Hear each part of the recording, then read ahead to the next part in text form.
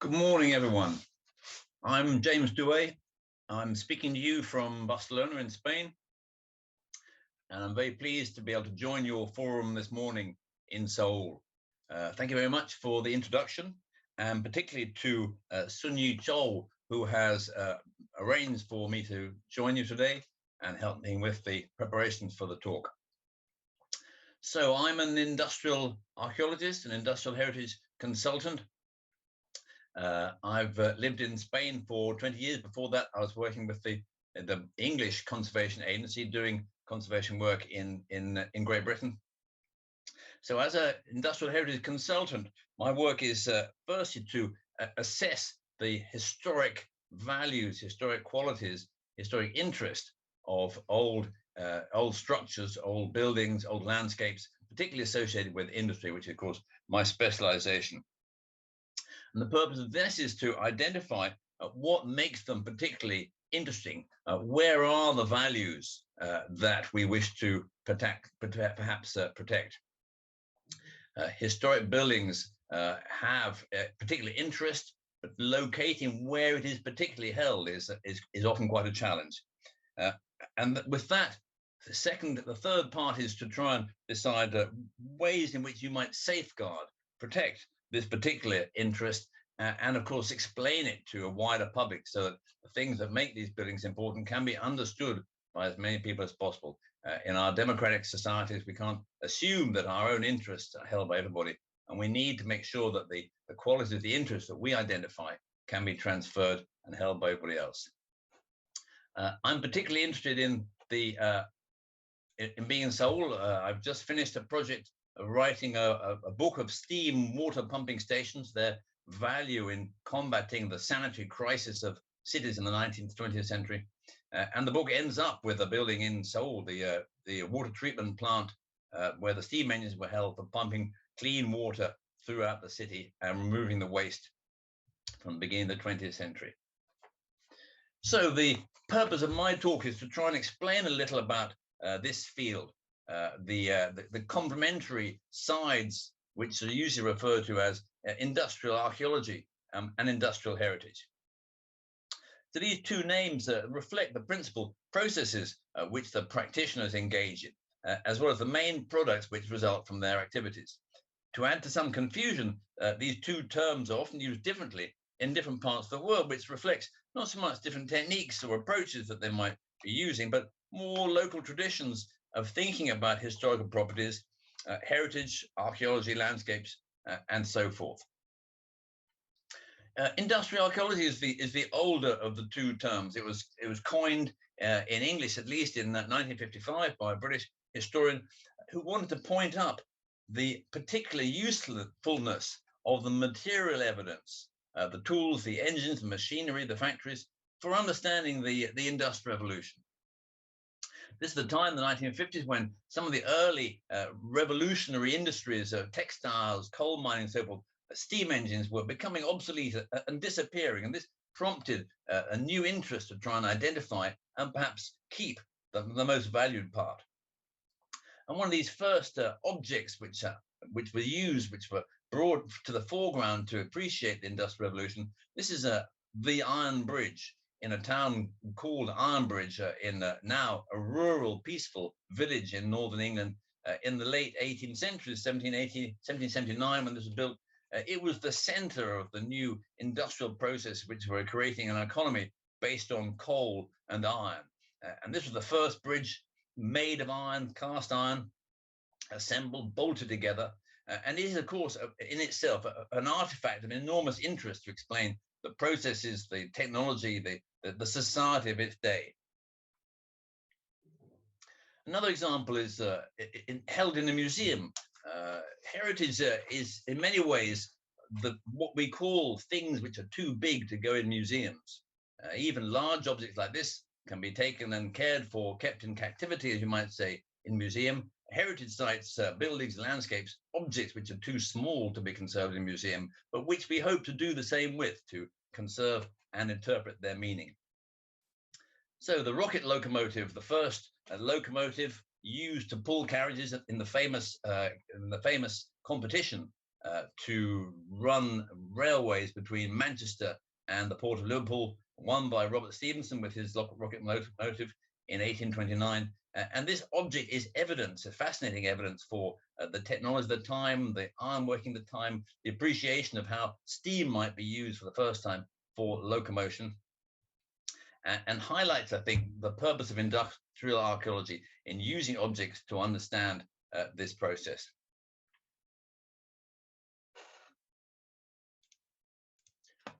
So archaeology is a way of finding out about the past by examining things, objects, buildings, or the ground on which they stand, the material remains of our culture, as opposed to the texts, documents, or books which are the raw material for historians. One of the pioneers of industrial archaeology in Britain, and the director of the Science Museum, Neil Cousins, he explained it as the choice of the phrase industrial archaeology brought with it the shock of the new, the challenging juxtaposition of industrial with archaeology, which challenged people's ideas about what industry and archaeology were really about. The second term which we want to look at this morning, industrial heritage, described the complementary realm of saving and restoring the most significant parts of what's been left by past industrial activity through identification, evaluation, conservation, and interpretation.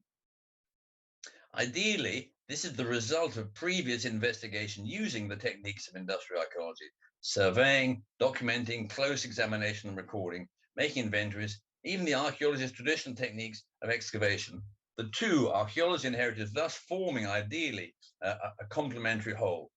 In reality, of course, there's more economic interest in the heritage, places which can attract visitors, be used for economic benefit or converted for financial uses, than is archaeology. And as a result, the full understanding which ought to be underpinning conservation and interpretation is not always there.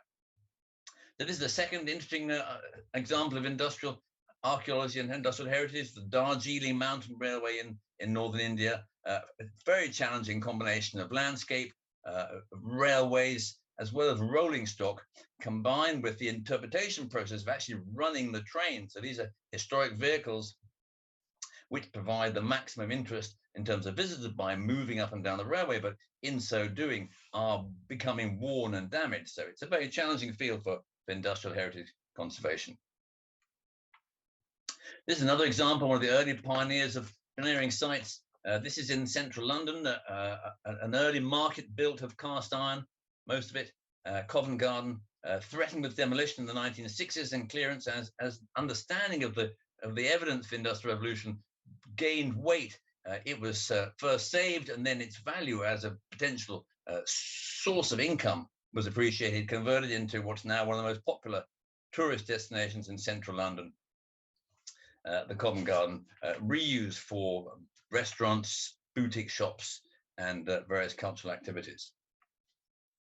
A third example, this is where I am, the Industrial Museum in Terrassa outside Barcelona, a former textile mill. This is the mill is in the background. You can see the extraordinary roof lights, and the foreground, the main steam engine house, coal house, and the chimney. Once obsolete, he was threatened with more apartments like the ones you can see in the background. Saved, conserved, analyzed, and then reused for this very successful museum, explaining the process of industrialization in this part of Spain.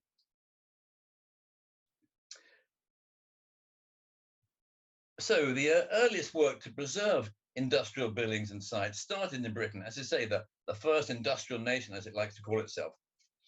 And it was neither an academic study nor a professional one. The early enthusiasts were just that. Volunteers, retired engineers, local teachers. And they were trying to save what they then called the industrial monument. And the name gives an idea of the sort of place they wanted to protect. This was one of the earliest textile mills in Derbyshire in central England, started by Sir Richard Arkwright, or Arkwright as he was then, the pioneer of the water-powered mechanized textile mill in the 1780s. Falling down in the 1970s, it was just seen as a way of keeping this particular building alive as a monument. So the name gives an idea of the sort of places they wanted to protect. In heritage theory, monuments are places which are so special or unique, they shouldn't be altered, only maintained and cared for as they have come down to us from the past. when the whole movement for historic building conservation began in France after the revolution in 1789, it aimed to protect the ancient ruins, the medieval castles, the Roman temples, which were of particular historical significance and which were so precious they couldn't be used for anything else. And industrial monuments were similar: old iron furnaces, the first railway viaducts, pioneering canals, which were supposed to be kept as they were, as monuments to the past. This is another example: the famous Zollverein coal mine in the Ruhr district of Western Germany, kept as a spectacular monument to the coal industry, which was so fundamental to the advancement of Germany in the 20th century. But from the mid-1960s, the subject of industrial archaeology has started to grow well beyond Great Britain to North America, France, Italy. The idea was welcomed enthusiastically in Scandinavia. This is the Völa cardboard mill in Finland, preserved almost entirely intact with all the machinery as it was when it finally stopped working, and added to the World Heritage List about 20 years ago. In Japan, which industrialized after 1869 with the direct impulse of the government, another World Heritage Site from the Meiji industrialization period.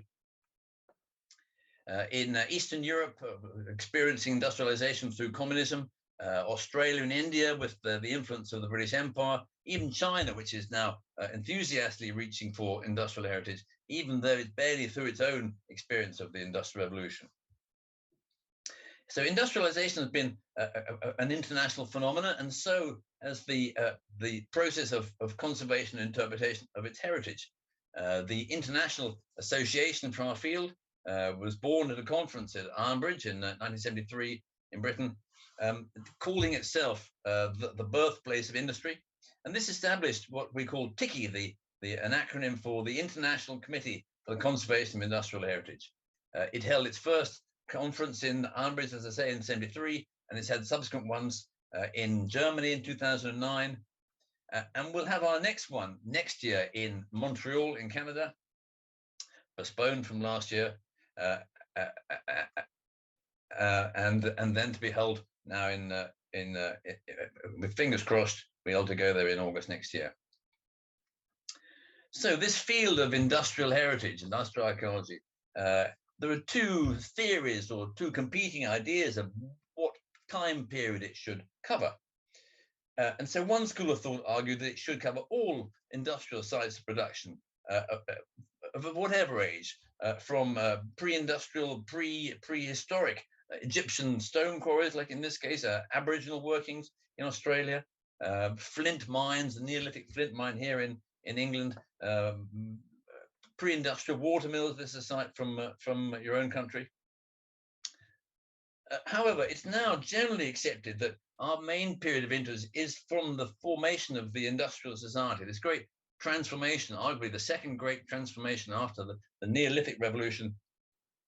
The Industrial Revolution transforming the world from small industrial economies, village economies, into industrial, urbanized economies. And the theory of this was laid out in our own charter, these international charters which state the ideas of conservation. So the Industrial Heritage Charter goes after the name of the great engineering town in Russia, Nizhny Tagil, where the 2003 TICI conference was held, and is laid out in this book, which includes the charter and a number of essays which analyze its principal parts, techniques, tools, and ideas that go with it. So the charter states the historical period of principal interest extends forward from the beginning of the Industrial Revolution in the second half of the 18th century up to and including the present day, while also examining its earlier pre-industrial and proto-industrial roots. We're concerned, therefore, with the structures and objects for industrial production, but interpreted in a wide sense. So these would include not only workshops, factories, mines, mills, but all the associated buildings, transport infrastructure, such as the wonderful railway station in your own town. This is the newly inscribed Trans-Iranian Railway, extraordinary route that goes from the Caspian Sea across to the other side of the country, crossing the most extraordinary countryside. houses and settlements for workers and the industrialists, the transport infrastructure, canals, airports, as well as the machinery and tools used in production. And as any time period for a scholarly subject has a beginning, it must logically have also an end. And although opinions differ, the most theoretically satisfying, I think, as well as flexible end point is the moment when technology becomes redundant and is discarded. Technological change is the motor then that makes industries obsolete and sends industrial towns and regions into decline, converting factories and production sites, even from the 1960s, such as your own Guru industrial complex, into materials suitable for industrial ecological study and possible conservation as industrial heritage. So, to repeat, archaeology does not mean excavating ancient ruins. For archaeologists, industrial or any other, it's the artifact or object, be it a machine, a factory, a landscape, or a transport network, which is the central part of their investigations. Industrial archaeology's particular contribution to the study of the industrial past is their expertise in using the material evidence of artifacts, from which they gain information, which documents, papers either can't provide or are unable to. So we must remember that artifacts record the actual actions from the past. They have an integrity that no document can match. In other words, history is what people said they were going to do, but archaeology is the evidence for what they actually did. So here's a slide of some industrial archaeologists in action. These are students excavating the West Point foundry in the United States. This is a Civil War foundry, a late 18th century foundry producing armaments until it was abandoned. And it's interesting to read the appreciation of this site and the work at site by the museum network which uses it, which says the fieldwork, laboratory, and archival research, in other words, the multidisciplinary studies which go into industrial heritage analysis, conducted under this arrangement provided essential data upon which the extensive reconstructions and interpretations of these two sites have been based. These reconstructions host hundreds of thousands of visitors each year and provide engaging and accurate insights into colonial life in the Upper Great Lakes. So the starting point for a concern to study and conserve the remains of industry is usually this idea of technological obsolescence. In other words, once the commercial or social utility of an industrial activity comes to an end, its loss becomes either likely or even imminent and needs to be considered to see whether we should not intervene to study and or conserve some of it. So here's an example of industrial obsolescence. This is a coal-powered power station. It's actually in Japan, but there are numerous examples around. These iconic structures, the cooling towers associated with coal-fired power stations, are vanishing as coal is abandoned, hopefully, we'll have to say, under the pressures of global warming. These structures are abandoned, and the question has to come, should they be, A, firstly examined, and B, perhaps even conserved as memorials, as memory, social memory for our future societies. So in many cases, it was the loss of a particular site which spurred interest in the conservation, the study and conservation of industrial sites. In Britain, it was this extraordinary archway which was built in the 1830s, the first great railway building age. This was the entrance to Euston Station in London, demolished in the 1960s by a modernizing railway company who felt it was too much of the past and they wanted to project a more modern image. But even then, the loss of such an extraordinary structure spurred interest in the conservation of more industrial remains. And likewise, in the United States, the destruction of the Penn Street Station in New York, an extraordinary piece of architecture, which was replaced by a banal tower, lit the young discipline of industrial archaeology, providing it with an emotional cause around it which it could rally. So faced with the need to justify the protection of a historic site, knowledge is what we need. So often the first step is the preparation of an inventory, a list, in other words, or a database of sites in a particular town or region or country. And this tells us what we have to understand what is the resource that's available, what is commonplace, what is rare, what can be used to compare places, one place with another, to show their relative importance. And this helps us identify places which are both deserving of protection as well as which are able to admit further change. A good example is the recent Indian Jugapolis. This is an online database project which has been running for the last year. Volunteers across the country were given the tools and invited to upload sites which they felt were relevant to the industrial heritage, industrial history of their country. So these inventories usually have a particular territorial limit. They often have a focus on a particular industrial sector. They usually include the age, the authenticity, technological pioneers, architectural interest.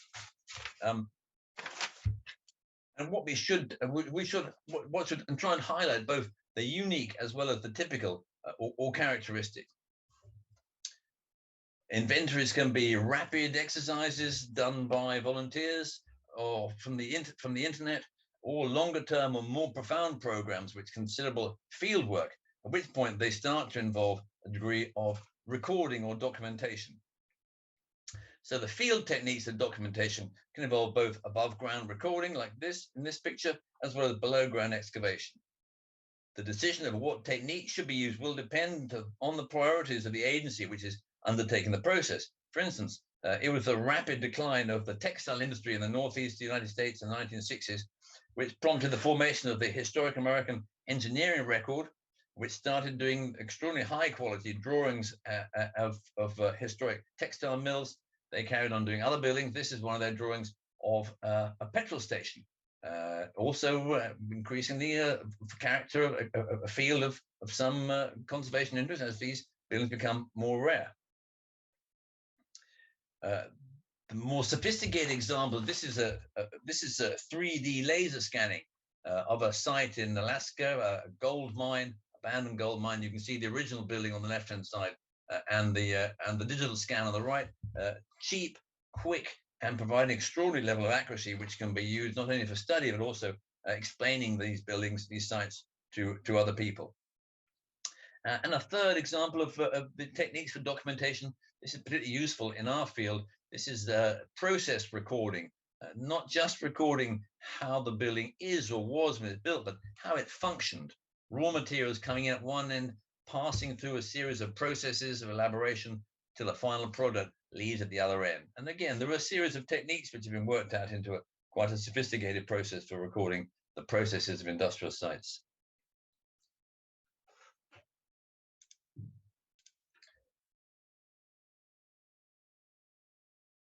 So the logical step after compiling an inventory and understanding the resource we have is to move to different levels of protection corresponding to the significance of the particular place that we've located.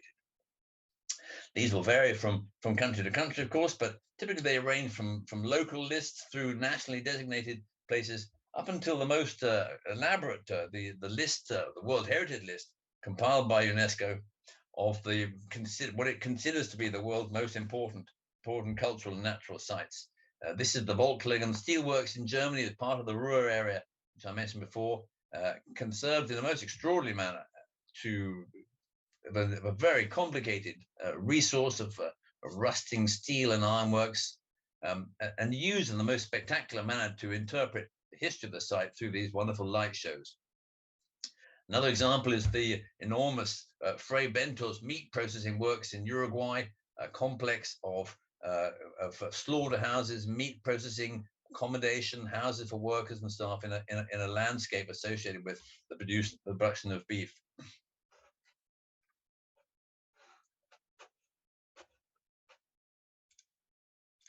So this process of selection, identifying, selecting, and then conserving is comparable to what museums do the whole time in protecting objects by acquiring them for their collections. So two things are implicit in both museum acquisition and heritage listing. The first is that conservation is focused on the material integrity of the artifact or the site. This is where the meaning or significance is understood to reside in the material integrity of the object. And the second is the interpretation of the heritage values to a more general public, and explaining why it's important, at the same time using the heritage as an educational process for our broader histories. So this is an example of an industrial site reused as a museum. It was conserved while ideas were thought to what to do with it. It's a very impressive example of a coal-fired power station given an extensive architectural treatment because of its centrality in London, beside the River Thames, just across the river from St. Paul's Cathedral.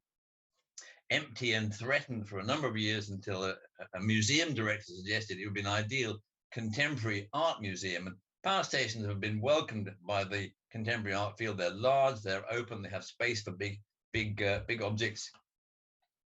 And the use as a museum, of course, is ideal for preserving difficult buildings.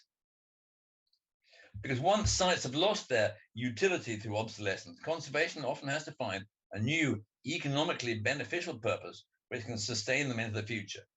This we call repurposing, recycling, or more often adaptive reuse. And industrial heritage has been a real trailblazer for the way in which old historic places can be reused. The critical choices which usually involve finding a new viable use which will not only maintain the heritage values of the site, but also provide a way of providing an income. So this is a typical breakdown of the process. On the left-hand side, the analysis of the values, what are the most important qualities which the site has, and then the choices between leaving it as a ruin, as a monument, and then adapting it to keeping it more or less as it is, or a more extensive adaptation in order to come up with a new use which will provide a viable future for such places. Obviously, some industrial buildings are easier to adapt than others. The conservation of textile mills to loft apartments is an obvious example. Warehouse and power stations to art museums and so on. But we have to say the more specialized plant, steel mills or cement factories are much harder to repurpose. Whereas some sectors like oils and chemicals, almost impossible to adapt in that way. But with imagination and creativity, we produce many instances of structures being adapted without excessive loss of their character. Here we have an example of I think, a very successful adaptation with minimal change to the outside of the building, keeping the volume, many of the same materials and details. But you have to often struggle to find new uses which will both provide the economic return which the owners, the investors may search, without altering too much the essential historic interest and character of the building. And sites like this, you can argue whether they have in fact gone too far. This is I would certainly think this is a case of trying to squeeze too much out of a historic site, with the result that you've got a somewhat misshapen result by the end. So before globalization spread our economic activities evenly around the world, industry usually had very strong links with particularly locations, particular places, often because of the availability of natural resources or the development of particular specializations, like in the production of paper or cotton textiles or cars even. And these concentrations tended to intensify the economic, social, and environmental disruption that accompanies industrial restructuring or decline. Moving on to post-industrial societies, leaving behind industrial areas which have suffered economic loss and consequent social deprivation. And developing approaches that worked out of adaptive reuse, a wider methodology has evolved that uses industrial heritage to help revitalize local economies, and we usually refer to this as regeneration through heritage. Conservation interpretation through industrial museums has often been the keystone of this approach, exemplified in the famous examples that I've already shown. And just as industry spread around the world by the transfer of technologies, so the techniques of conservation and interpretation and regeneration have spread, in this example, from both in China and in Turkey.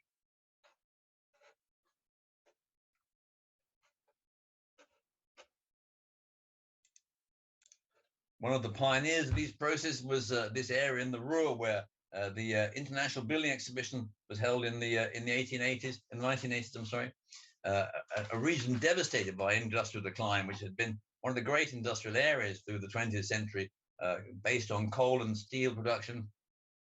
engineering, heavy engineering in the classic sense, all folding as deindustrialization swept through the region in the 1980s, and new techniques involving both for the conservation, the identification and conservation of the most significant parts, as well as their use for attracting visitors and other economic activities. And Emscher Park, the Ruhr Park, becoming an extremely popular post-industrial region in which industrial heritage tourism was first developed as a powerful tool for economic regeneration. That's grown. There's now an entire network across Europe known as the European Route of Industrial Heritage, spanning 24 countries, new museums and conserved industrial sites benefiting from the remarkable growth in cultural tourism over the last 20 or 30 years, and now grouped together into territorial and thematic routes benefiting from a common brand. You can see the logo there of area down the bottom, and mutual promotion through what they call network marketing. So just to sum up a few general ideas, some of the problems associated with industrial heritage conservation as what you might call tokenism, the idea that by keeping one particular small element, you can satisfy the needs for memory. In this case, a technique much used in my adopted city in Barcelona, in which textile mills and the surrounding landscapes are swept away, but they keep one chimney as a token of what was there before. Clearly a most superficial form of conservation. And the second challenge is how to deal with modern industry. One can appreciate the monuments and the industrial landscapes of the Industrial Revolution, the classic periods of coal and steel and steam, but how to deal with modern industrial sites. This is an area which is being studied a lot in America, the Alameda Corridor in Los Angeles, to where much of the industry which abandoned the old industrial areas of the North and the East United States moved in the 1960s and 70s, and now again being analyzed to see how it can be, what values it has, how it can be conserved, what interest it might have for us in the future. So thank you very much, everyone. It's been a great pleasure to be able to come and speak with you today, even in this remote manner. Yours is very much where, in many ways, the cutting edge of industrial heritage conservation, interpretation, and study is taking place. If you're interested in pursuing the matter further, the Asian Industrial Heritage Network, based in Taiwan, is a very lively group doing conferences and studies and publications. And if you were tempted to come to Canada in August next year, it would be delightful to meet, and I hope very much you'll take up the opportunity and we can speak again. Thank you very much. Goodbye.